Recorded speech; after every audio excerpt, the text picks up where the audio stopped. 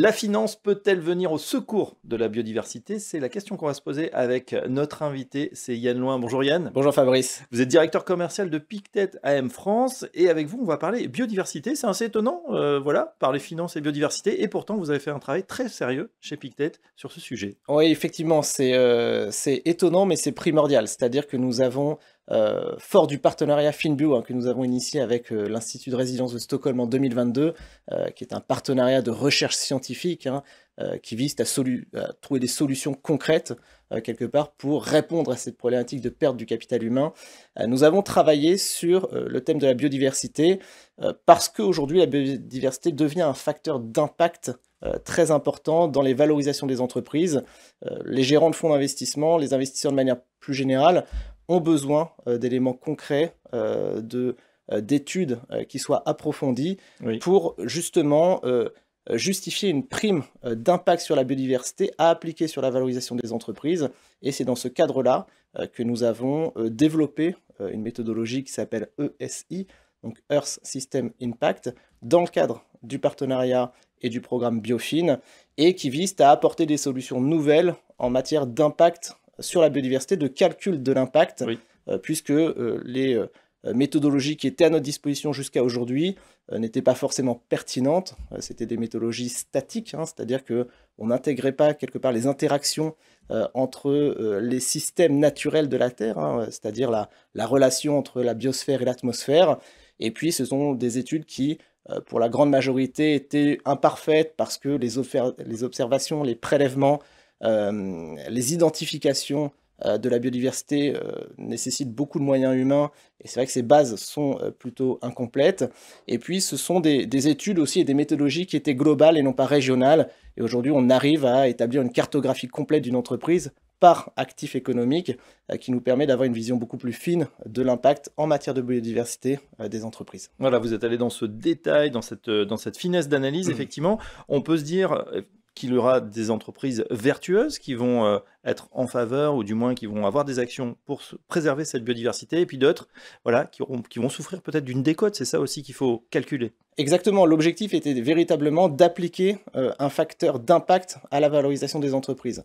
Donc nous avons bâti cette méthodologie ESI qui est innovante à plusieurs égards. D'une part, on va analyser les facteurs d'impact de manière multidimensionnelle. C'est-à-dire qu'on va non plus seulement regarder les émissions carbone, sur lesquelles se sont focalisées beaucoup de politiques écologiques et de politiques environnementales, mais on va regarder d'autres facteurs naturels comme le prélèvement en eau, comme l'utilisation des terres, et surtout on va regarder les interactions entre ces différents facteurs, et surtout on va les considérer de manière régionale, c'est-à-dire qu'on va regarder, analyser la topographie des sols de chaque implantation géographique d'une entreprise, et en fonction de ça, on va faire évoluer ce fameux coefficient ESI sur les trois dimensions, climat, eau et terre. Oui, d'autant qu'il y a parfois des facteurs d'amplification. Exactement, alors c'est la deuxième grande innovation du programme de recherche, c'est-à-dire que nous allons appliquer des facteurs d'amplification.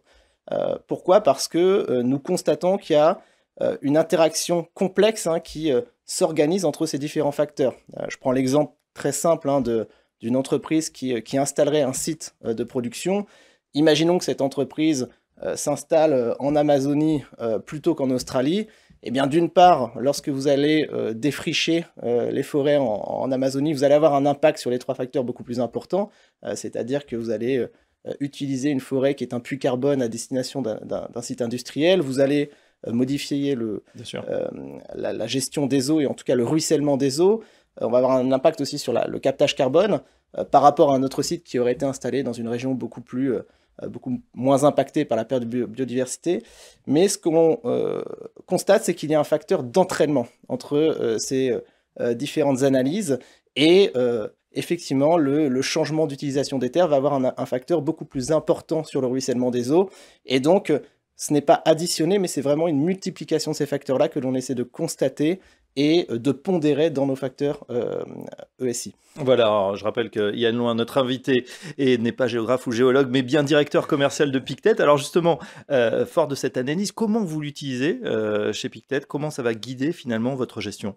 Ça aide les gérants de fonds dans toutes les analyses au sein des fonds, notamment environnementaux. Vous savez qu'on a une expertise assez forte sur la gestion de fonds environnementaux au travers des stratégies sur l'eau, sur le bois, sur la nutrition, et nous allons appliquer ces facteurs d'impact sur les valorisations des entreprises parce que nos fonds sont les premiers concernés.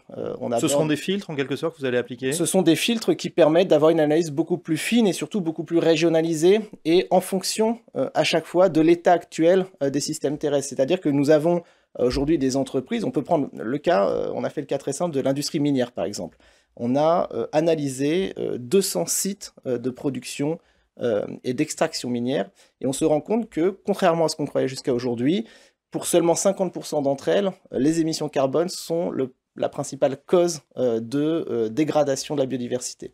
Pour 40% d'entre elles, ce sont l'utilisation des terres. Et ça, c'est des choses que l'on ne considérait pas auparavant.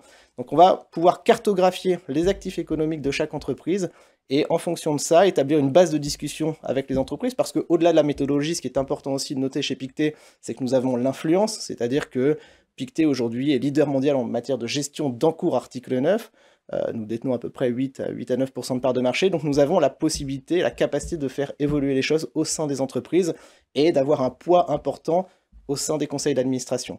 Donc nous avons la base de discussion via cette méthodologie ESI qui peut servir de matière à discussion auprès des entreprises. Et puis également dans les facteurs de sélection, nous allons privilégier les entreprises qui effectivement ont une meilleure approche et un impact moindre sur la biodiversité parce que tout naturellement, le facteur en matière de valorisation sera moindre également. Voilà, pour tous ceux conseillers en gestion de patrimoine ou autres qui nous écoutent et qui ont envie d'aller plus loin, vous avez sorti un livre blanc qui est en téléchargement gratuit sur ce sujet, et puis pour en savoir plus justement sur cette finance qui fait bouger les choses et qui peut influencer ou influer effectivement sur cette biodiversité, et on en a grand besoin.